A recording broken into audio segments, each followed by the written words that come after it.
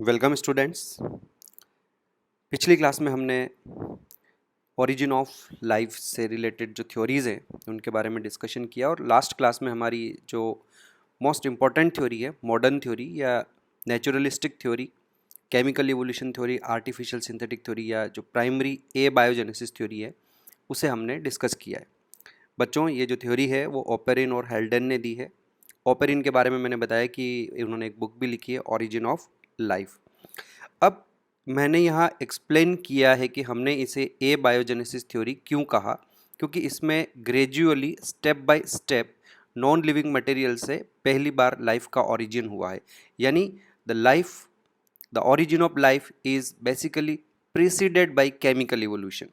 Chemical evolution मैंने आपको explain किया, हमने बात करी कि जो अर्ली अर्थ रही उसमें सबसे पहले सिंपल एटम्स थे, कार्बन, हाइड्रोजन, ऑक्सीजन और नाइट्रोजन, और वहाँ से जो एटॉमिक स्टेज थी उससे कुछ सिंपल इनऑर्गेनिक मॉलिक्यूल्स बने, water, ammonia, carbon dioxide, nitrogen and hydrogen, और उनसे आगे जाकर early organic molecule like methane और हाइड्रोजन साइनाइड बना।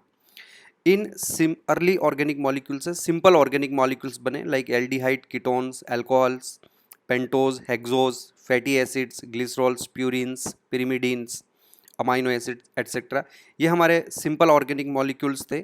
और आगे बढ़कर इन्हीं सिंपल ऑर्गेनिक मॉलिक्यूल्स के पॉलीमराइजेशन से, यानी प्रोटीन के बनने के लिए अमाइनो एसिड्स की चेन का बनना जरूरी है, फैट्स के बनने के लिए ग्लिसरॉल और फैटी एसिड्स का जुड़ना जरूरी है, न्यूक्लियोटाइड्स के बनने के लिए प्यूरिन का पेंटोज शुगर के साथ और फॉस्फेट के साथ जुड़ना जरूरी है, पॉलीसैकेराइड्स के लिए ग्लूकोज का आपस में जुड़ना जरूरी है। तो इनका आपस में पॉलीमराइजेशन हुआ और उन पॉलीमराइजेशन से बड़े कॉम्प्लेक्स ऑर्गेनिक मॉलिक्यूल्स बने, लाइक प्रोटीन्स बने, पॉलीसैकेराइड्स बने, डीएनए बने, आरएनए बने और फैट मॉलिक्यूल्स बने। ये जितने भी कॉम्प्लेक्स मॉलिक्यूल्स बने, ये उस समय का जो प्रिमिटिव ओशियन रहा है उस प्रिमिटिव ओशियन में ये सारे मॉलिक्यूल्स प्रेजेंट थे। और हेल्डन ने समुद्र के उस पानी को, उस प्रिमिटिव ओशियन का जो पानी था, वार्म हॉट वाटर था वो, क्योंकि उस समय तक पृथ्वी पूरी तरह से ठंडी भी नहीं हुई, उसको उसने हॉट प्रीबायोटिक सूप या हॉट डाइल्यूट सूप उसे नाम दिया। और ये जो केमिकल इवोल्यूशन थ्योरी मैंने आपको यहाँ बताई है उसके लिए जो रिक्वायर्ड कंडीशन थी, लाइक उसके लिए हमें हाई टेम्परेचर चाहिए और जो एनवायरनमेंट है वो पूरा रिड्यूसिंग होना चाहिए, यानी उस समय ऑक्सीजन प्रेजेंट नहीं होनी चाहिए। और फैक्ट ये है कि जो हमारा अर्ली एटमॉस्फेयर था उसमें ऑक्सीजन भी एब्सेंट थी। ये तो बड़ा ही एक इंपॉर्टेंट क्वेश्चन बनता है कि ओरिजिन ऑफ लाइफ के टाइम पर एटमॉस्फेयर में कौन सी गैस मिसिंग थी, तो ऑब्वियसली वो जो ऑक्सीजन गैस है उस समय वो मिसिंग थी। और जो एनवायरनमेंट था उस समय वो पूरा का पूरा रिड्यूसिंग एनवायरनमेंट था। आज के प्रेजेंट सिनेरियो में इस तरह से नई लाइफ का ओरिजिन नहीं हो सकता है, और रीज़न उसके लिए पीछे आप यही देंगे, नई लाइफ इसलिए नहीं बन सकती कि आज के एटमॉस्फेयर में काफ़ी सारी क्वांटिटी में ऑक्सीजन है और जो एनवायरनमेंट है वो पूरा ऑक्सीडाइजिंग एनवायरनमेंट है। तो सिंपल मॉलिक्यूल्स से बड़े मॉलिक्यूल्स नहीं बन सकते, रादर उल्टा प्रोसेस होगा कि अगर आपने बड़े मॉलिक्यूल्स को नेचर में खुला छोड़ दिया तो वो डिकम्पोज हो जाएंगे, ऑक्सीडाइज हो जाएंगे और सिंपल मॉलिक्यूल में कन्वर्ट होंगे। बच्चों, यहाँ तक का जो पार्ट है मैंने आपको पहले पढ़ा दिया। और क्या वास्तव में इस तरह का कोई केमिकल इवोल्यूशन हुआ है? क्या ऐसे स्टेप बाय स्टेप क्या सिंपल इनऑर्गेनिक मॉलिक्यूल से ऑर्गेनिक मॉलिक्यूल बनाए जा सकते हैं? तो फिर ऐसे में स्टेनले मिलर और ने एक एक्सपेरिमेंट किया हेरोल्ड यूरे की लेबोरेटरी में। और उस एक्सपेरिमेंट में जैसा कि मैंने आपको बताया कि उन्होंने इस फ्लास्क में वाटर वेपर लिया, मीथेन, अमोनिया और हाइड्रोजन गैस ली, 800 डिग्री सेंटीग्रेड टेम्परेचर पर स्पार्किंग की, वो प्लेटिनम के इलेक्ट्रोड्स लेके 18 दिनों तक वो एक्सपेरिमेंट उन्होंने किया। और after 18 days they could get some organic molecules like amino acids वगैरह मिले। और जिस तरह का एक्सपेरिमेंट ऑपेरिन ने, स्टैनले मिलर ने किया है, ये उससे रिलेटेड एक्सपेरिमेंट दूसरे साइंटिस्ट ने भी किया और उन्हें कई तरह के ऑर्गेनिक कंपाउंड जो हैं like glycine, alanine, aspartic acid, pento sugar, hexo sugars, aldehydes, ketones और कई तरह के ऑर्गेनिक एसिड्स जो हमारी लिविंग सेल्स में मिलते हैं like acetic acid, oxalic acid, lactic acid, succinic acid, इस तरह के कंपाउंड उन्हें मिले। तो इससे ये प्रूव होता है कि हाँ, इस तरह का कोई केमिकल इवोल्यूशन डेफिनेटली हुआ होगा। और अब आगे हम बात करते हैं बच्चों कि एक बार हम शुरुआत करेंगे कि किस तरह से हमारे पास ऑर्गेनिक मॉलिक्यूल बने। तो जो हमारा केमिकल इवोल्यूशन वाला पार्ट अभी ठीक ऊपर हमने पढ़ा है, उसमें हमारी लास्ट स्टेज क्या थी, हमारी लास्ट स्टेप क्या थी। हमारी लास्ट स्टेप थी बच्चों ये वाला part, proteins, polysaccharide, DNA, RNA and fats, यानी कि कॉम्प्लेक्स ऑर्गेनिक मॉलिक्यूल्स। तो अब मैं जो आगे की कहानी आपको बताऊंगा कि किस तरह से हमारी पहली लिविंग सेल बनी है, तो उसकी शुरुआत हम यहीं से करेंगे कि हमारे पास कॉम्प्लेक्स ऑर्गेनिक मॉलिक्यूल्स मान लीजिए बन गए उस प्रिमिटिव ओशियन में। Complex organic molecules like proteins बन गए, पॉलीसैकेराइड्स बन गए, प्रोटीन्स, पॉलीसैकेराइड्स, कई तरह के उसमें न्यूक्लिक एसिड्स और इवन फैट्स जो है, ये सब चीज़ें बन चुकी है, यानी कॉम्प्लेक्स ऑर्गेनिक मॉलिक्यूल बने।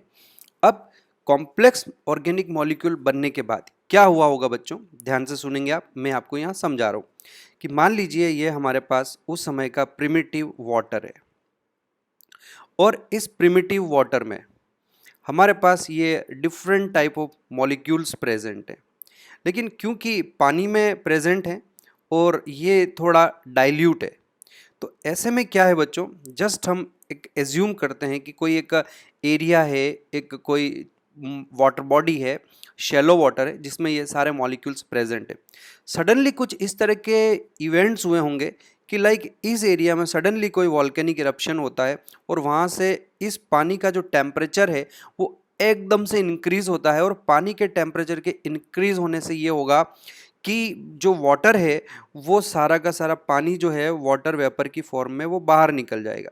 यानी अगर यहाँ से पानी वेपर की फॉर्म में बाहर निकल जाता है, इवोपरेट हो जाता है, तो क्या बचेगा? ऑब्वियसली ये जो हमारे प्रोटीन, कार्बोहाइड्रेट, लिपिड के ये जो मॉलिक्यूल्स हैं ये बचेंगे, और ये मॉलिक्यूल्स आपस में एक दूसरे के साथ एग्रीगेट हो जाएंगे इस तरह से कंसर्न। और पानी की क्वांटिटी मैं यहाँ थोड़ी, अब सारा पानी तो जाएगा नहीं, just what I want to say कि जो ये सिनेरियो अभी थोड़ी देर पहले डाइल्यूट था, वही सिनेरियो अब थोड़ा सा कंसंट्रेटेड हो गया कि कोई न कोई मे बी पॉसिबल, क्योंकि अनस्टेबल एनवायरनमेंट है, वॉल्केनिक इरप्शन हो सकता है, या कोई एक छोटा मोटा कॉमेट्स जो है वो भी पृथ्वी पर आकर टकराएगा और स्ट्राइक किया उसने। एटमॉस्फेयर तो उस समय इतना डेंस नहीं है ना, तो कॉमेट्स की आने की जो फ्रिक्वेंसी थी वो भी बहुत ज़्यादा होती थी, तो ऐसे में सडनली कोई हीट जनरेट होगी और उस हीट के जनरेट होने से वाटर इवोपरेट हुआ, और इस तरह के ये छोटे छोटे मॉलिक्यूल्स, इस तरह के छोटे छोटे ये पार्टिकल्स बन गए। तो बच्चों यहाँ से जो हमारा अगला स्टेज आएगा उसमें ये इसी तरह के छोटे छोटे पार्टिकल्स बनेंगे, और इन पार्टिकल्स को बच्चों हम प्रोटोबायोन्ट्स के नाम से जानेंगे। दे वर नोन एज प्रोटोबायोन्ट्स।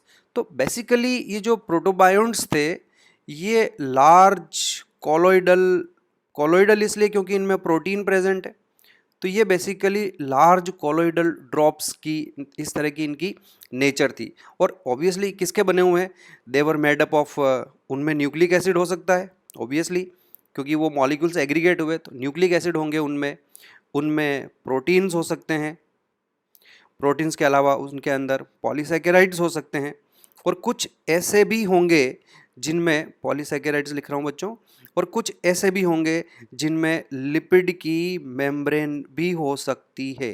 लेकिन ये जो स्ट्रक्चर उस समय बने प्रोटोबायोन्ट्स, ये स्ट्रक्चर्स जो हैं बच्चों नॉन लिविंग कंसीडर करते हैं। हमारे पास आज की तारीख में कोई ऐसे फॉसिल रिकॉर्ड्स अवेलेबल नहीं है। ये जो मैं आपको सारा पढ़ा रहा हूँ ये ऑब्वियसली हाइपोथेसिस के ऊपर बेस्ड है, और हमारे पास इसका कोई शॉर्ट प्रूफ हो कि हाँ ऐसा ही हुआ होगा ये तो नहीं है। लेकिन हमने जिस तरह से केमिकल इवोल्यूशन के लिए स्टैनले मिलर ने अपनी लेबोरेटरी में कॉम्प्लेक्स मॉलिक्यूल्स बना लिए, तो जो थ्योरी बनी है वो थ्योरी यहाँ पर प्रूव तो हो रही है। सिमिलरली हम यहाँ पर इस तरह से एज्यूम कर रहे हैं, साइंटिस्ट जो हैं उन्होंने हाइपोथेसिस बनाई कि एक मॉलिक्यूल बने होंगे, कॉम्प्लेक्स एग्रीगेट्स बने होंगे, मॉलिक्यूल नहीं कहना चाहिए, they are the aggregates of many molecules, जिनमें nucleic acid, protein, polysaccharides, lipid की बनी हुई उनकी मेम्ब्रेन भी हो सकती है। तो इस तरह के जो स्ट्रक्चर्स बने होंगे वो सबसे पहले प्रोटोबायोन्ट्स बने होंगे। प्रोटोबायोन्ट्स को बच्चों हम अभी नॉन लिविंग मान रहे हैं। उस समय जो है ये प्रोटोबायोन्ट्स जो बने होंगे they were definitely non living structure. हाँ, पॉसिबली क्या होगा बच्चों कि मान लीजिए आपके पास यहाँ एक कोई प्रोटोबायोन्ट बना है। You know what is protobiont? अभी तो मैंने आपको समझाया है, protobiont is a aggregate of many molecules. तो जरा सोचिए कि ये कोई एक प्रोटोबायोन्ट बना है और समुद्र के आसपास के पानी में वहाँ पे और भी इस तरह के मॉलिक्यूल्स हैं।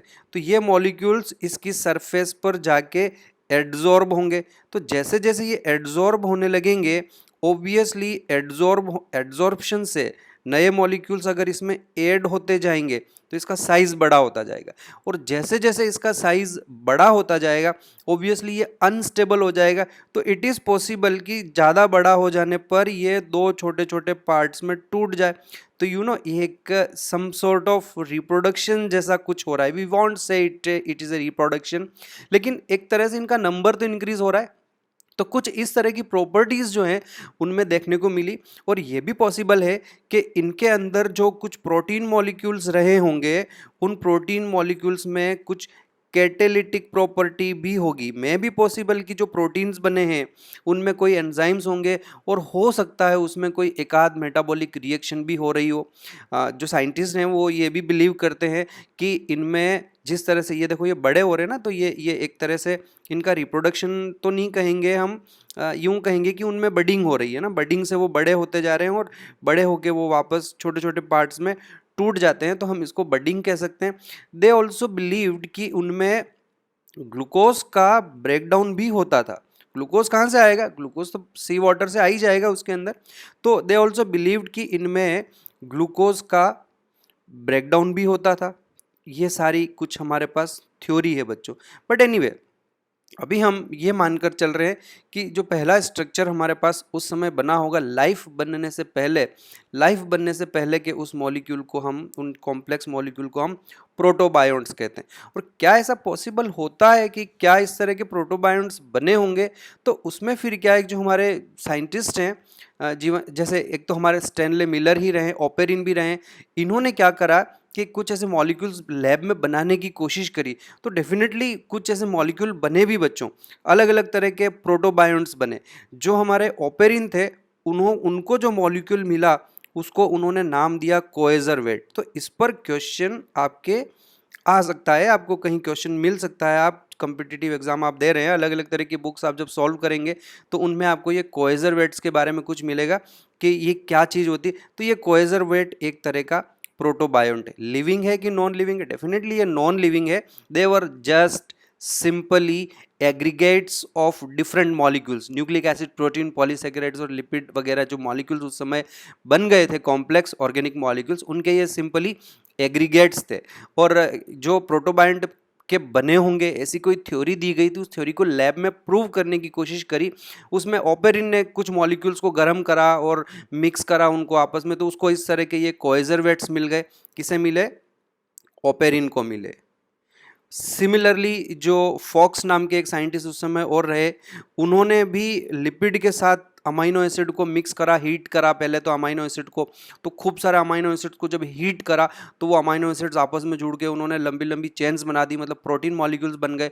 और उन प्रोटीन मॉलिक्यूल्स को उन्होंने पानी में डाला, जिस पानी में ऑलरेडी थोड़ा सा फैट मिला हुआ था, तो उन्होंने देखा कि उसके अंदर मेम्ब्रेनस वेसिकल्स बन गए और उन वेसिकल्स के अंदर प्रोटीन प्रेजेंट थी। जो प्रोटीन उन्होंने अभी रिसेंटली ऐड करी वो प्रोटीन तो अंदर रह गई, देखो इस तरह से ये प्रोटीन अंदर रह गई और बाहर एक लिपिड की बाइलेयर जैसा स्ट्रक्चर बन गया। ये भी नॉन लिविंग ही है, लेकिन इस पर मेम्ब्रेन थी। ओपेरिन को जो कोएजरवेट्स मिले उसमें मेम्ब्रेन नहीं थी, तो इनको नाम दिया गया माइक्रोस्फीयर। और ये एक्सपेरिमेंट किसने किया? ये एक्सपेरिमेंट फॉक्स ने किया। तो दो इस तरह के coacervates and micro, both are basically considered as different types of protobionts जो उस समय मिले होंगे। अब बच्चों हम आगे बढ़ते हैं कि जब हमारे पास पहली बार इस तरह से प्रोटोबायोन्ट बने जो कि नॉन लिविंग स्ट्रक्चर है, तो हमारे पास पहली फर्स्ट लाइफ कैसे बनी? तो जो हमारी द फर्स्ट नॉन सेलुलर, जो पहली लाइफ लिविंग स्ट्रक्चर जो बना था उसमें सेलुलर ऑर्गेनाइजेशन परफेक्ट नहीं था, the first non cellular form of life. ये जो फर्स्ट लाइफ बनी बच्चों, ये 3 बिलियन ईयर्स एगो ये हमारे पास प्रोसेस हुआ। अब तक जो कोएजरवेट्स थे वो नॉन लिविंग थे, और ये जो हमारा स्ट्रक्चर बना है ये हमारा लिविंग स्ट्रक्चर बना है। जो पहला लिविंग स्ट्रक्चर बना है उसे हम सेल नहीं कह सकते हैं, प्रोकैरियोट या यूकैरियोटिक सेल नहीं बनी थी, तो उसे हमने नाम दिया प्रोटोसेल, या हमने उन्हें नाम दिया इयोबायोन्ट।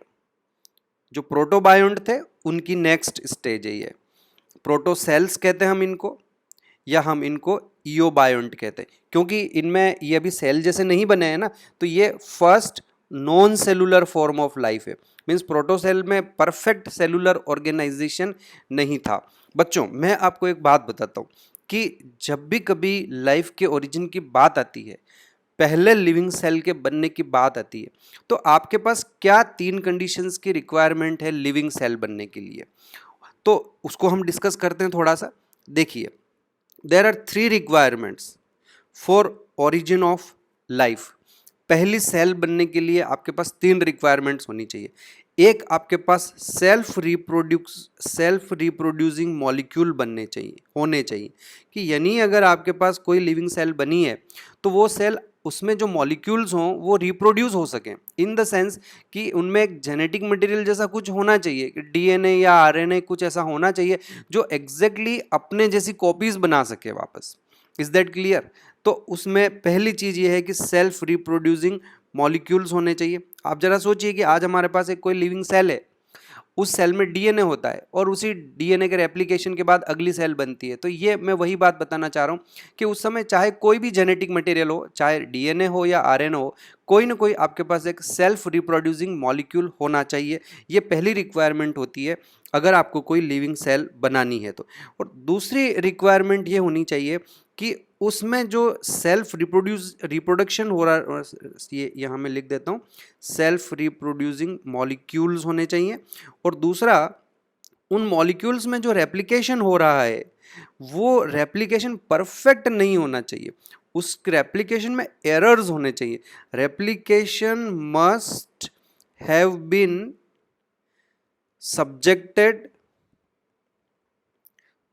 Been subjected to error. अब आप बोलोगे एरर क्यों, मैं बता देता हूँ, एरर वाया म्यूटेशन। ऐसा है बच्चों कि अगर कोई सेल बन रही है और उसका जो रेप्लिकेशन का प्रोसेस है वो परफेक्ट है, तो ऐसे में क्या होगा कि उसमें फर्दर चेंजेस आने की पॉसिबिलिटी नहीं है, वो जैसा बन गया वो हमेशा वैसा का वैसा ही रहेगा। तो फिर आगे का जो एक प्रोटोसेल बनी उससे एक नई प्रोकैरियोटिक सेल, या उससे एक फिर यूकैरियोटिक सेल, या फिर उससे एक एनिमल और प्लांट सेल बनना आगे जाके बड़ा मुश्किल हो जाएगा। तो ऐसे में जो self reproducing molecules what ever it is, वो जो आरएनए रहा होगा उस सब मैं आपको यहाँ क्लियर कर देता हूँ कि पहली जो लिविंग सेल बनी थी उसका जेनेटिक मटेरियल डीएनए नहीं था, उसका जेनेटिक मटेरियल आरएनए था। तो हमारा कहना यहाँ पर यह है कि एक ओरिजिन ऑफ लाइफ के टाइम पर हमारी जो दूसरी रिक्वायरमेंट है वो ये है कि उन सेल्फ रिप्रोड्यूसिंग मॉलिक्यूल्स में जो रेप्लिकेशन हो रहा हो उस रेप्लिकेशन में एरर्स होने चाहिए। एरर्स होने से क्या होगा बच्चों कि जो अगले अगले मॉलिक्यूल्स बनेंगे वो उनमें वेरिएशंस ज़्यादा आएंगे, और जितने ज़्यादा वेरिएशंस होंगे आगे इवोल्यूशन होने के चांसेस और अच्छे रहेंगे। और तीसरा ये कि जो कोई भी आपकी पहली लिविंग सेल बन रही है उसमें उसका अपने सराउंडिंग जो एनवायरनमेंट है उससे उसका पार्शियल आइसोलेशन होना चाहिए। पार्शियल आइसोलेशन के बिना कुछ भी पॉसिबल नहीं है, इन द सेंस कि जैसे ये हमारे पास कोई प्रोटीन मॉलिक्यूल है, कोई ये आरएनए मॉलिक्यूल है, ये सेल्फ रिप्रोड्यूस हो रहे हैं, रेप्लिकेट हो रहे हैं, और अगर ये ऐसे ही रेप्लिकेट होते रहेंगे तो बच्चों ये एक सेलुलर फॉर्म नहीं ले सकते। और ये मैंने आपको पहले पढ़ाया भी है, आप याद कीजिए कि जब मैंने आपको बायोमोलिक्यूल्स पढ़ाया तो उस बायोमोलिक्यूल में एक स्टेटमेंट दिया था, बहुत अच्छा स्टेटमेंट है, कि लिविंग स्टेट जो होती है वो नॉन इक्विलिब्रियम स्टेट होती है। नॉन इक्विलिब्रियम स्टेडी स्टेट होती है। नॉन इक्विलिब्रियम का क्या मतलब हो गया कि जो लिविंग ऑर्गेनिज्म होते हैं उनके अंदर का एनवायरनमेंट उनके बाहर के एनवायरनमेंट से डिफरेंट होना चाहिए। अगर अंदर का और बाहर का एनवायरनमेंट सेम हो जाएगा, कोई सिस्टम इक्विलिब्रियम में आ जाएगा तो वो वर्क नहीं कर सकता और ऐसे में वो नॉन लिविंग हो जाएगा। तो वही चीज़ यहाँ एप्लीकेबल हो रही है कि अगर आपको इसको एक लिविंग सेल कंसिडर करना है तो जो बाहर का एनवायरनमेंट है और जो अंदर का एनवायरनमेंट है वो इक्विलिब्रियम में नहीं रहना चाहिए बच्चों। अंदर और बाहर का एनवायरनमेंट सेम नहीं होना चाहिए। अगर अंदर और बाहर का एनवायरनमेंट सेम हो गया तो ये सिस्टम वर्क नहीं करेगा, ये तो स्टेबलाइज हो जाएगा, वैसा का वैसा पड़ा रहेगा। तो अब अंदर और बाहर का एनवायरनमेंट अगर आपको चेंज करना है, डिफरेंट रखना है, तो फिर आपको कोई ना कोई एक बैरियर बनाना पड़ेगा ना। तो ये हमारे पास यहाँ एक इस तरह से आइसोलेशन होना चाहिए। यानी कि मेरा कहना का मतलब या इस स्टेटमेंट का मतलब ये हो गया कि वहाँ पर कोई ना कोई मेम्ब्रेन होनी चाहिए। तो वो जो मेम्ब्रेन होगी वो अंदर और बाहर के एनवायरनमेंट को सेपरेट करेगी। अच्छा, और ये जो आइसोलेशन हो, ये कंप्लीट आइसोलेशन भी नहीं होना चाहिए। हमें कुछ मॉलिक्यूल्स की रिक्वायरमेंट होगी जो हम बाहर से अंदर लेंगे और कुछ मॉलिक्यूल्स को हमें अंदर से बाहर फेंकना भी पड़ेगा। तो ऐसे में ये जो आइसोलेशन होता है ये कंप्लीट आइसोलेशन नहीं होना चाहिए, ये पार्शियल आइसोलेशन होना चाहिए। So these are 3 requirement for formation of first living cell, और उसके बाद उसके आगे के इवोल्यूशन के लिए हमें इन 3 चीज़ों की रिक्वायरमेंट होती है। तो बच्चों लेट्स कम बैक टू प्रोटोसेल, जो हमारी पहली लिविंग सेल, पहली क्या है, ये non cellular form of life है। इसकी क्या प्रॉपर्टी थी? तो obviously they were also made up of giant molecules, ये भी जाइंट मॉलिक्यूल से ही बने हुए थे, like RNA plus protein plus polysaccharides से बने हुए थे ये। तो ये आपको याद रखना है कि हमारी जो first non cellular form of life थी वो किससे बनी हुई थी। और दूसरा इसका जो इम्पोर्टेंट पॉइंट है, वेरी वेरी इंपॉर्टेंट पॉइंट, कि ये कैप्सुलेटेड थे, यानी कि इनके ऊपर चाहे मेम्ब्रेन हो या मेम्ब्रेन के अलावा पॉलीसैकेराइड का कोई कैप्सूल बना हुआ, हमें अभी अच्छे से पता नहीं है ना कि उस समय जो पहली non cellular form of life बनी होगी उसमें पार्टीशन किस चीज़ का बना होगा, क्या वो मेम्ब्रेन थी या हो सकता है वो कार्बोहाइड्रेट्स से बना हुआ कोई पार्टीशन हो, but anyway it was capsulated. तो दिस इज़ वेरी इंपॉर्टेंट, जो first non cellular form of life थी वो कैप्सुलेटेड थी, जाइंट मॉलिक्यूल्स आरएनए प्रोटीन और पॉलीसैकेराइड से बने हुए थे, और उनमें जो मॉलिक्यूल्स थे उनका सेल्फ रेप्लिकेशन होता था, एंड सेल्फ रेप्लिकेशन हो रहा था उन मॉलिक्यूल्स का, वो अपने जैसी ही कॉपीज बना रहे थे, and that's why we said that they were living. तो मैं ये एक बार ये पार्ट हटा देता हूँ यहाँ से, और तीसरी इनकी जो पहली हमारी non cellular form of life बनी, इसकी तीसरी इंपॉर्टेंट प्रॉपर्टी ये थी कि दे reproduced their molecules. They reproduced their molecules. Is that clear? तो बच्चों this is very important part कि जो हमारी पहली non cellular form of life बनी, क्या कहा गया उन्हें? प्रोटोसेल कहा गया, ईओबायोन्ट कहा गया। और क्या उनमें वो 3 प्रॉपर्टीज थी जो लिविंग सेल के लिए, पहले लिविंग सेल के लिए रिक्वायर्ड है? यस, उनमें तीनों वो प्रॉपर्टीज थी। उनमें एक कैप्सूल था सबसे बाहर की तरफ, और जो कि पार्शियल आइसोलेशन प्रोवाइड कर रहा है, और दूसरा उनके जो मॉलिक्यूल्स थे दे रिप्रोड्यूस देयर मॉलिक्यूल्स, उनका सेल्फ परपेचुएशन होता था। किसके बने हुए हैं? वो जाइंट मॉलिक्यूल्स थे, आरएनए प्रोटीन और पॉलीसैकेराइड्स के। और ये first non cellular form of life कब बनी, प्रोटोसेल कब बनी, ईओबायोन्ट कब बने? तो बच्चों ये 3 बिलियन ईयर्स अगो बने। अब यहाँ एक कॉन्ट्राडिक्टरी स्टेटमेंट आ रहा है। अगर आपको याद हो तो स्टार्टिंग में जब मैंने ओरिजिन ऑफ यूनिवर्स आपको पढ़ाया और ओरिजिन ऑफ अर्थ पढ़ाया, उस समय मैंने आपको बताया एक स्टेटमेंट अभी भी होगा हमारे पास, यहाँ लिखा हुआ है। Let's go back to that statement, आपको याद रखना है।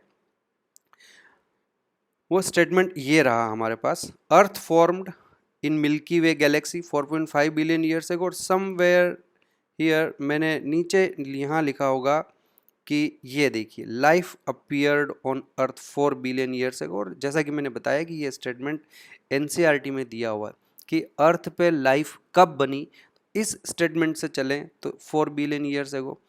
और अब अभी मैं आपको क्या बता रहा हूँ, the first non cellular form of life appeared on the earth 3 billion years अगो। तो ये हमारे पास 2 बिल्कुल कॉन्ट्राडिक्टरी स्टेटमेंट बनते हैं। बट प्रॉब्लम ये है बच्चों की ये दोनों ही लाइंस आपकी बुक में लिखी हुई है। तो अब ऐसे में एग्ज़ाम में अगर क्वेश्चन आता है तो आप क्या आंसर करेंगे? तो फिर आपको उस क्वेश्चन की लैंग्वेज पर ही ध्यान देना पड़ेगा। अगर क्वेश्चन की लैंग्वेज में लिखा हुआ है कि लाइफ अपीयर्ड, ये वर्ड आप देख लीजिए, life appeared on the earth, तो आप आंसर कर दीजिए 4 बिलियन ईयर्स एगो।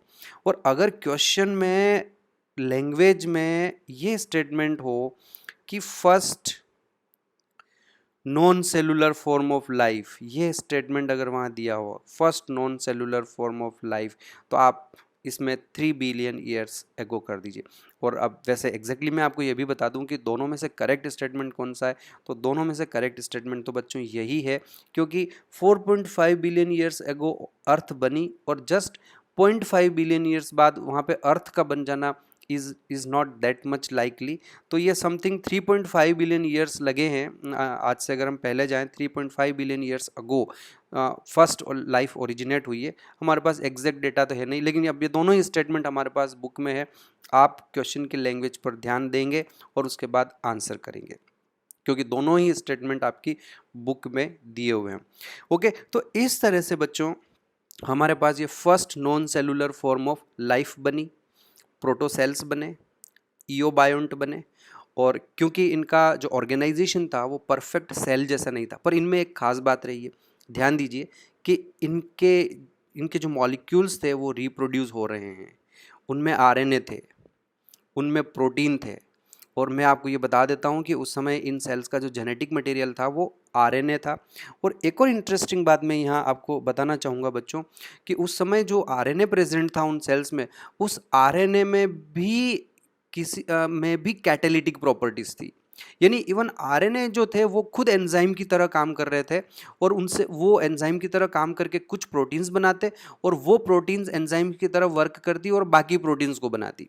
Are you getting that point? Means उस समय ये जो हमारी पहली सेल बनी है, या जो हमारी पहली non cellular form of life बनी है, जो प्रोटोसेल्स बने थे, उसमें एंजाइम की तरह काम कौन कर रहा था? तो हमारा जवाब रहेगा कि उसमें आरएनए भी एंजाइम की तरह काम कर रहे हैं, और उनमें कुछ प्रोटीन्स भी थे, वो भी एंजाइम की तरह काम कर रहे हैं। और उस समय तक इन सेल्स के अंदर डीएनए अपीयर नहीं हुआ था। एंड आफ्टर दैट एक पूरा 1 बिलियन ईयर और लगा, और आफ्टर 1 बिलियन ईयर्स, यानी कि आज से पीछे जाए तो 2 billion years ago, first cellular form of life बनी, first cellular form of life. और ये प्रोसेस हुआ 2 बिलियन ईयर्स एगो। यानी कि अगर बिलियन 2 बिलियन नहीं लिखे तो हम 2000 मिलियन ईयर्स एगो भी लिख सकते हैं। अब आप पूछेंगे कि मैंने ये दूसरा क्यों लिखा, अब तक तो ये आपकी बुक में लिखा हुआ है, इसलिए मुझे दोनों ही बताना रहा कि देखो 3 बिलियन ईयर्स एगो the first non cellular form of life बनी, और फिर 2 बिलियन ईयर्स एगो, आज से 2 बिलियन साल पहले जाएं, यानी 2000 मिलियन साल पीछे बैक जाएं, तो first cellular form of life बनी। ऑब्वियसली ये जो हमारी पहली सेल रही होगी, ये एक प्रोकैरियोटिक सेल थी। लेकिन जैसे ही हमारी ये प्रोकैरियोटिक सेल बन गई, हमारा एक पार्ट कंप्लीट हो गया, ओरिजिन ऑफ लाइफ कंप्लीट हो गई। किस तरह से लाइफ का ओरिजिन हुआ, ये हमारा पार्ट यहाँ कंप्लीट होता। अब आगे क्या होगा? अब आगे तो बस इवोल्यूशन होगा, एक सेल से, एक प्रोकैरियोटिक सेल से आगे जाके यूकैरियोटिक सेल्स बनेगी, यूकैरियोटिक सेल से प्लांट सेल्स बनेगी, एनिमल्स सेल्स बनेगी, फिर एनिमल्स में प्रोटोजोआ बनेंगे, पोरीफेरा बनेंगे, सिलेंटेडा बनेंगे, प्लांट्स में आपके एल्गी बनेंगे, ब्रायोफाइटा बनेंगे, टेरिडोफाइटा बनेंगे, जिम्नोस्पर्म, एंजियोस्पर्म, वो फिर सारा आगे का इवोल्यूशन वाला पार्ट जो है वो आगे चलता है। लेकिन अब हम यहाँ ये कंप्लीट करते हैं कि हमारी ओरिजिन ऑफ लाइफ किस तरह से कंप्लीट हुई। बच्चों यहाँ एक मैं स्टेटमेंट दे रहा हूँ जो हमारी बुक का स्टेटमेंट है, कि जब ये कहानी सारी ख़त्म होती है और ओरिजिन ऑफ लाइफ होता है, तो वहाँ वो एक स्टेटमेंट लिखा हुआ है कि this version of a biogenesis is, that is abiogenesis बोल रहा हूँ, that is the first form of life arose slowly arose slowly through evolutionary processes from non-living molecules was accepted by majority। तो बच्चों ये एक लाइन आपकी book में दे रखी है कि this version of a biogenesis. अब ए बायोजेनेसिस का क्यों कह रहे हैं हम? ए बायोजेनेसिस हमारे पास दो बार आ रही है। एक इनिशियली स्पॉन्टेनियस जनरेशन, वो तो ये कहता है कि कीचड़ से एकदम मछलियां पैदा हो जाती है, शर्ट में से चूहे पैदा हो जाते हैं, तो वो ए बायोजेनेसिस गलत है बच्चों। ऐसे सडनली कुछ पैदा नहीं होता है। ये हमारे पास दूसरा ए बायोजेनेसिस है, इसको हम बेसिकली प्राइमरी ए बायोजेनेसिस कहते हैं। तो यहाँ ये लिखा है ना this version of a biogenesis. This version बोलने की क्यों जरूरत है? क्योंकि एक ए बायोजेनेसिस का वर्जन पहले भी आया था, वॉन हेलमोंट वाला, कि सडनली कीचड़ से बच्चे पैदा हो जाते हैं, वो गलत है। ये एक नया वर्जन है जिसमें ये कहते हैं कि पहले एटॉमिक स्टेज से हम सिंपल मॉलिक्यूलर स्टेज पर आए, सिंपल ऑर्गेनिक मॉलिक्यूल बने, कॉम्प्लेक्स ऑर्गेनिक मॉलिक्यूल्स बने, उनसे कोएजरवेंट्स बने, फिर प्रोटोसेल बने, यूबायोंट बने, और उनसे बाद में लिविंग सेल। तो स्टेप बाय स्टेप ग्रेजुअली, और जिसमें टाइम लगा, लगभग 2 बिलियन ईयर्स इस प्रोसेस में लग गए, है ना, तब जाके कब हमारी पहली लाइफ ओरिजिनेट हुई। तो इसलिए यहाँ ये कह रहा है कि this version of a biogenesis, that is the first form of life, arrows slowly through evolutionary processes from non-living molecules। ultimately life non-living molecule से बनी है, इसलिए इसको हम abiogenesis कह रहे हैं। and it was accepted by majority of scientists। अच्छा, एक चीज़ मैं यहाँ आपको और बता देता हूँ कि जब आप अपनी बुक को पढ़ेंगे, बुक तो आपको पढ़नी ही है, तो यहाँ ये जो ए बायोजेनेसिस लिखा है, बुक में आपके लिखा हुआ है this version of a biogenesis, ऐसे लिखा हुआ है वहाँ। यानी कि ए बायोजेनेसिस, यानी इससे क्या मतलब निकलता है कि ये वर्जन ए बायोजेनेसिस नहीं है, बायोजेनेसिस वर्जन है। तो ये आपको गैप जो है इसको आपको फिल करना है, इसको ख़त्म करें। ये वहाँ ए बायोजेनेसिस नहीं है, ये ए बायोजेनेसिस है। तो आप जब अपनी बुक पढ़ेंगे तो ये इस जो है एक वहाँ मिस्टेक है, उसको आप करेक्ट करेंगे। ओके बच्चों, अब आगे बढ़ते हैं। एक क्वेश्चन यहाँ से और आता है जो फाइनल, हम इसको यहाँ अभी उसको ख़त्म करेंगे और उसके बाद अगला पार्ट हम इवोल्यूशन का शुरू करेंगे। एविडेंसेस पढ़ेंगे कि इवोल्यूशन हुआ या नहीं हुआ। उन एविडेंसेस पर जाने से पहले हमें थोड़े से जो इम्पोर्टेंट क्वेश्चन बनते हैं इवोल्यूशन से, वो ये है कि हाउ मेटाबॉलिज्म इज इवॉल्व्ड। तो ये मेटाबॉलिज्म, इवोल्यूशन ऑफ मेटाबॉलिज्म, ये मैं आपको यहाँ समझा देता हूँ। एक मेजर क्वेश्चन बनता है, तो अभी हम उसका आंसर भी दे देंगे। आप समझिए, आज आप जिस तरह की लिविंग सेल्स को देख रहे हैं, प्लांट सेल्स, एनिमल सेल्स, और उनमें जो तरह तरह की मेटाबॉलिक रिएक्शंस हो रही है, एनिमल्स हेटेरोट्रोफ होते हैं, प्लांट फोटोट्रोफ होते हैं, वो अपना फूड खुद बनाते हैं, फोटोसिंथेसिस करते हैं, कार्बन डाइऑक्साइड का फिक्सेशन करते हैं, ग्लूकोज बनाते हैं, स्टार्च बनाते हैं, एनिमल्स उनको खाते हैं, ये सारी चीज़ें। तो क्या पहली लिविंग सेल जो बनी, जो हमारी पहली प्रोकैरियोटिक सेल्स बनी होगी, और या जो उससे पहली जो नॉन सेलुलर फॉर्म प्रोटोसेल्स जो हमारे बने, उनमें किस तरह की मेटाबॉलिक रिएक्शंस होती थी? तो उसमें आप समझिए, ध्यान रखना है कि जो सबसे पहले हमारी सेल बनी थी, फर्स्ट लाइफ जो हमारी बनी है, वो किस तरह की थी बच्चों? वो हमारी हेटेरोट्रोफ थी। जो पहला लिविंग सेल इस अर्थ पे बना है, वो फोटोसिंथेसिस नहीं करता था, वो अपना फूड खुद नहीं बनाता था, वो हेटेरोट्रोफ था। अब हेटेरोट्रोफ में आप बोलोगे कि वो दूसरों को मार के खाता था क्या? अरे मारने की तो बात ही नहीं, वो तो खुद ही पहली लिविंग सेल है। बेसिकली वो क्या करते थे, जो पहले लिविंग सेल्स बनी समुद्र के पानी में, आप याद करिए मैंने बताया कि समुद्र के पानी में तो खूब सारे मॉलिक्यूल्स प्रेजेंट थे, उसमें glucose, aldehyde, ketone, sugars, purine, pyrimidine, all type of biomolecules were already present in the sea water. तो ऐसे में उनको अपना खुद को, अगर उनको अपनी ग्रोथ के लिए फूड की रिक्वायरमेंट है तो फूड बनाने की जरूरत नहीं है, उनको तो फूड समुद्र के पानी से सिर्फ एब्जॉर्ब करना है, तो बेसिकली वो क्या करते थे, they use to, first cell जो है, फर्स्ट लाइफ जो बनी, they used organic molecules, different food molecules already present in sea water. समझ में आया आप लोगों को? तो इसलिए हमने उन्हें क्या कंसिडर करा, हिटरोट्रोफ। और हिटरोट्रोफ में भी इनके लिए बेहतर टर्म ये रहेगी बच्चों, इनको सिंपली हिटरोट्रोफ नहीं कह के हम इनको कीमो हिटरोट्रोफ कहेंगे। अब एग्जाम में क्वेश्चन ये बनता है कि जो पहला लिविंग सेल बना था वो ऑटोट्रोप था कि हिटरोट्रोप था।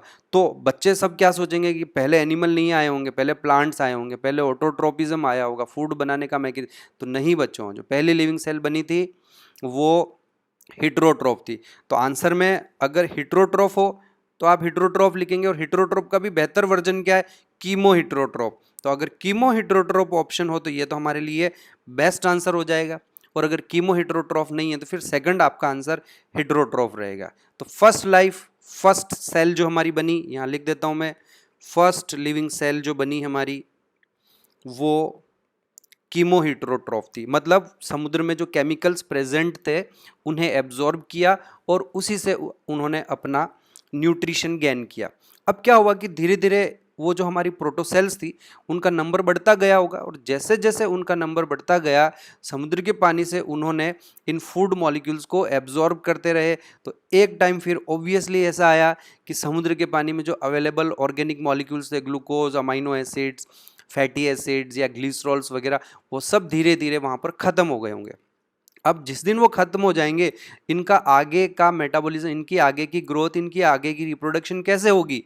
तो बच्चों ऐसे में फिर मीनवाइल जब वो सारे मॉलिक्यूल्स खत्म हो, उससे पहले कुछ हमारे पास यूबायोन्ट्स ऐसे थे, कुछ हमारे पास सेल्स ऐसी थी जिन्होंने अपना खुद का फूड बनाना सीख लिया और वो बन गए ऑटोट्रोफ। लेकिन ये ऑटोट्रोफ कैसे थे, ये भी एक नई बात है बच्चों। दे वर बेसिकली कीमो ऑटोट्रोफ। तो ये हमारे लिए एक नई चीज़ है। ऑटोट्रोफ दो तरह के होते हैं, एक फोटो ऑटोट्रोफ और एक कीमो ऑटोट्रोफ। तो जो हमारे पास हिटरोट्रोफ पहले लिविंग सेल्स बनी थी, उसके बाद जो नेक्स्ट हमारे पास लिविंग सेल्स बनी है वो कीमो ऑटोट्रोफ थे।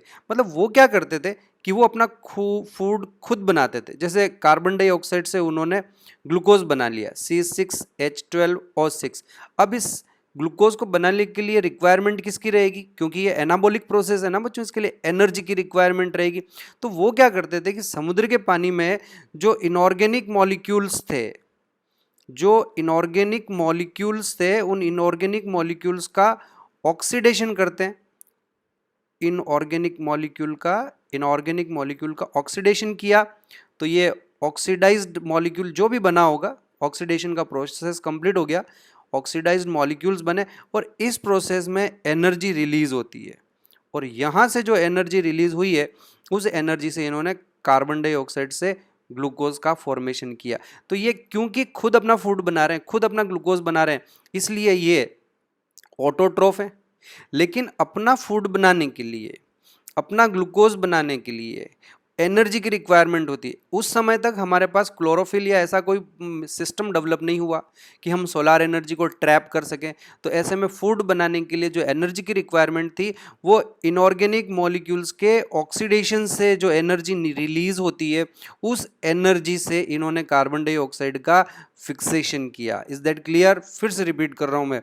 दे synthesize their food utilizing energy from the oxidation of inorganic molecules. और ऐसे ऑटोट्रोप को हम कीमो ऑटोट्रोप कहते हैं, क्योंकि energy required for synthesis of food is coming from oxidation of inorganic molecules. इसलिए ये जो इनऑर्गेनिक मॉलिक्यूल्स हैं उनके ऑक्सीडेशन से एनर्जी आ रही है, इसलिए हम उन्हें कीमो ऑटोट्रोफ कहें। और जिस दिन ये एनर्जी सनलाइट से आने लगेगी उनको हम फोटो ऑटोट्रोफ कहेंगे। Is that clear? तो सब उसके बाद जो हमारा नेक्स्ट स्टेज आया, सबसे पहले हमारे पास जो लिविंग सेल बनी वो कीमो हिटरोट्रोफ थी, और कीमो हिटरोट्रोफ के बाद वो कीमो ऑटोट्रोफ बनी। कीमो ऑटोट्रोफ की क्या प्रॉपर्टीज है तो आप समझ लीजिए, मैं लिख देता हूँ। कीमो ऑटोट्रोफ्स क्या करते हैं? दे synthesise they synthesize their food utilizing the energy released from oxidation of inorganic molecules. Is that clear? अब अगला सिनेरियो क्या रहेगा? अगला सिनेरियो रहेगा बच्चों कि now they will become photosynthetic, यानी अब वो फोटो ऑटोट्रोफ बनेंगे। तो जो हमारे पास पहले ऑर्गेनिजम्स थे, ये वाले जो हमारे पास कीमो ऑटोट्रोप्स रहे हैं, इन्हीं कीमो ऑटोट्रोप में से म्यूटेशंस होते रहे उनके डीएनए में, उनके डीएनए तो अब तक आया नहीं था, उनके आरएनए में म्यूटेशंस होते रहे, नए नए एंजाइम्स बनते रहे, और उनमें एक ऐसा मॉलिक्यूल बन गया। भाई फोटो ऑटोट्रोपिज्म के लिए what is primary requirement? Primary requirement ये रहती है कि आपके पास सोलर एनर्जी को ट्रैप करने वाला कोई मॉलिक्यूल चाहिए। प्राइमरी रिक्वायरमेंट क्या है? प्राइमरी रिक्वायरमेंट है कि आपके पास एक पोरफायरिन या जो क्लोरोफिल होता है, क्लोरोफिल का स्ट्रक्चर अगर आपने देखा होगा तो क्लोरोफिल के मॉलिक्यूल के स्ट्रक्चर में सेंटर में एक पोरफायरिन रिंग होती है, और यही पोरफायरिन रिंग जो होती है ये सोलर एनर्जी को ट्रैप करती है। तो आपको सोलार एनर्जी को ट्रैप करने के लिए किसी मॉलिक्यूल की रिक्वायरमेंट है, और वो मॉलिक्यूल कौन होगा? वो मॉलिक्यूल पोरफायरिन। तो जिस दिन से जिस लिविंग सेल में ये पोरफायरिन मॉलिक्यूल आ गया होगा, उस दिन से वो फोटो ऑटोट्रोप बने। तो सिनेरियो ये सीक्वेंस यही रहेगी बच्चों। सबसे पहले ऑटोट्रोप थे, कीमो ऑटोट्रोप, फिर कीमो हिट्रोट्रोप, फिर कीमो हिट्रोट्रोप में से बने फोटो ऑटोट्रोप। सॉरी मैं गलत बोल गया, सबसे पहले कीमो हिट्रोट्रोफ है, कीमो हिट्रोट्रोफ से कीमो ऑटोट्रोफ बने, कीमो ऑटोट्रोफ से फोटो ऑटोट्रोफ बने। कीमो ऑटोट्रोफ और फिर फोटो ऑटोट्रोफ में क्या फर्क है? कीमो ऑटोट्रोप में CO2 की फिक्सेशन के लिए एनर्जी इनऑर्गेनिक मॉलिक्यूल के ऑक्सीडेशन से आती है। फोटो ऑटोट्रोप में क्या होगा? अब फोटो ऑटोट्रोप का मैकेनिज्म देख लीजिए, बड़ा ही सिंपल है। ये भी कार्बन डाइऑक्साइड से अपना फूड खुद बनाएंगे, C6H12O6, लेकिन अब जो एनर्जी आएगी इस प्रोसेस के लिए, वो एनर्जी आपकी सोलार एनर्जी होगी। तो ये मैं यहाँ लिख देता हूँ सोलार एनर्जी। और सोलार एनर्जी को ट्रैप कैसे करेंगे? ये सोलार एनर्जी को ट्रैप करने के लिए इनके पास ये पोरफायरिन रिंग जैसा, क्लोरोफिल जैसा कोई भी मॉलिक्यूल होना चाहिए, और ये फोटो ऑटोट्रोप हो गया। बच्चों अब इसमें एक नई चीज़ और आती है यहाँ पर कि जब ये सोलार एनर्जी को ट्रैप करेंगे तो एनर्जी तो चलो यहाँ से मिल रही है, हाइड्रोजन भी तो चाहिए फोटोसिंथेसिस के लिए। तो हाइड्रोजन कहाँ से आएगी? तो अगेन यहाँ पर ये पॉइंट आता है कि सबसे पहले जो हाइड्रोजन आएगी वो H2S से आएगी, यानी कि वाटर से सब जब फोटोसिंथेसिस स्टार्ट हुआ तो स्टार्टिंग में वाटर की स्प्लिटिंग नहीं होती थी, और उसमें से हाइड्रोजन नहीं है। हाइड्रोजन का जो डोनर था, वो हाइड्रोजन का डोनर H2S गैस होती थी। तो यहाँ से ये आपके हाइड्रोजन अंदर जाएगा, और फिर ये सल्फर आपकी यूं की यूं बच जाएगी। आज भी हमारे पास कुछ जो सल्फर बैक्टीरिया है उनमें इसी तरह की फोटोसिंथेसिस होती है, और इस प्रोसेस में एंड में क्या रिलीज होता है? इस प्रोसेस में एंड में सल्फर रिलीज होता है, ऑक्सीजन रिलीज नहीं होती। यानी कि जो फोटोसिंथेसिस जब शुरू हुई तो वो इनिशियली नॉन ऑक्सीजनिक फोटोसिंथेसिस थी, नॉन ऑक्सीजनिक फोटोसिंथेसिस रहा था प्रोसेस। पर थोड़े ही टाइम बाद जैसे ही इसमें फर्दर इवोल्यूशन हुआ, जो कार्बन डाइऑक्साइड है, उस कार्बन डाइऑक्साइड से इन्होंने C6H12O6 फूड बनाना शुरू किया। एनर्जी कहाँ से मिली बच्चों? एनर्जी आपकी सोलार एनर्जी को इन्होंने ट्रैप किया, और जो वाटर है, हाइड्रोजन डोनर जो है वो आपका वाटर बन गया। वाइट ये देखिए, ये फर्क देखिए। तो अब आपके पास यहाँ पर हाइड्रोजन डोनर कौन है? हाइड्रोजन डोनर वाटर है। तो वाटर में से हाइड्रोजन तो यहाँ चली जाएगी CO2 की फिक्सेशन में, और साइड में क्या निकल जाएगा? साइड में ऑक्सीजन निकल जाएगी।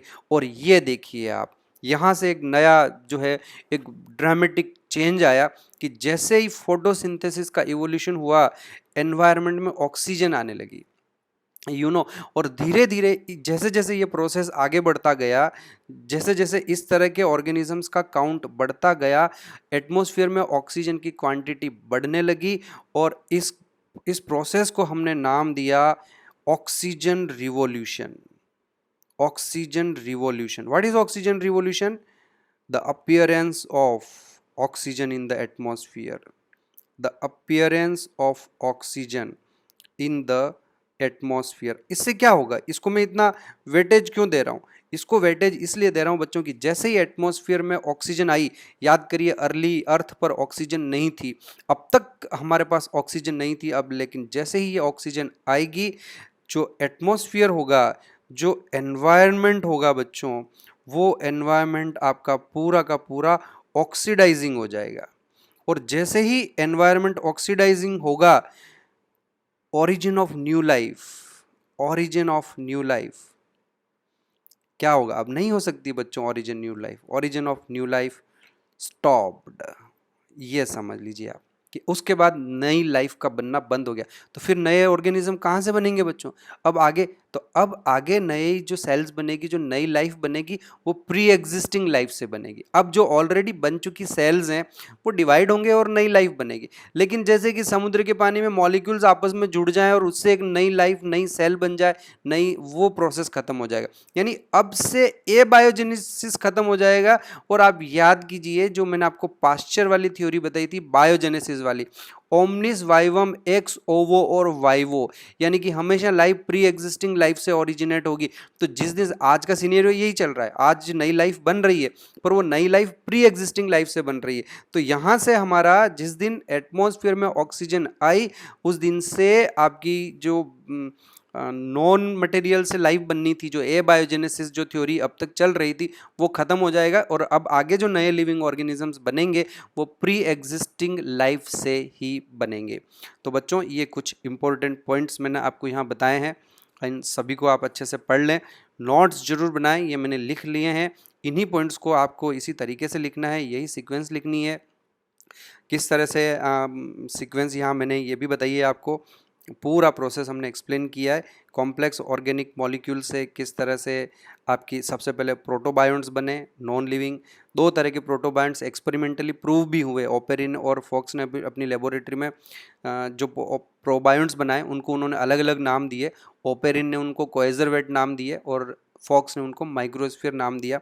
लेकिन ये ध्यान रखना है कि ये नॉन लिविंग एंटाइटीज थी, और जो पहली फर्स्ट सेल बनी हमारी उनको हम प्रोटोसेल या ईओबायोन्ट कहते हैं, और उनकी प्रॉपर्टीज़ भी मैंने आपको एक्सप्लेन करी। And then I also explain you how metabolism evolved. और एक चीज़ यहाँ ध्यान रखना है कि जो सबसे पहले लिविंग सेल बनी थी वो हमारी जो लिविंग सेल बनी थी उनका जो जेनेटिक मटेरियल था वो आरएनए था। और बाद में धीरे धीरे जब प्रोकैरियोटिक सेल्स बन गई प्रॉपरली, उनके बाद जेनेटिक मटेरियल चेंज होने लगा, आरएनए की जगह वो डीएनए आया। डीएनए को क्यों प्रेफरेंस दी गई लिविंग ऑर्गेनिज्म इवोल्यूशन में, डीएनए क्यों जेनेटिक मटेरियल बना जबकि आरएनए ऑलरेडी जेनेटिक मटेरियल था? तो आप उसका जवाब देंगे डीएनए की स्टेबिलिटी। डीएनए की जो स्टेबिलिटी है वो थोड़ी सी आरएनए के कंपैरिजन में ज़्यादा होती है। ओके बच्चों, इसी के साथ हम इस पार्ट को यहाँ ख़त्म करते हैं। आज हम इतना ही करेंगे, और अब अगले जो हमारे लेक्चर्स होंगे उसमें हम स्टार्ट करेंगे evidences in favour of organic evolution. Thank you बच्चों।